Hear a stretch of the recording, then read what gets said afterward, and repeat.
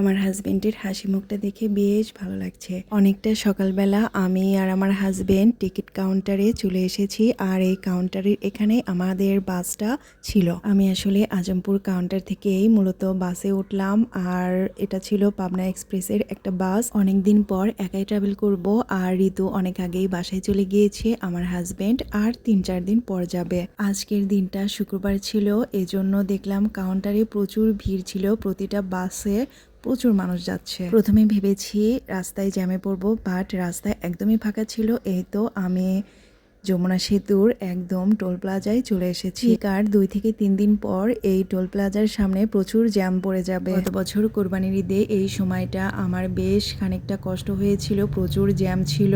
তাই ভেবেছি এবার একটু আগেই বাড়িতে যাই। আমাদের বাসের টোলটা দেওয়া হয়ে গিয়েছে, এখন যমুনা সেতুর উপরে উঠে যাবে বাস, আর চারপাশে শুধু মনোরম সুন্দর দৃশ্য।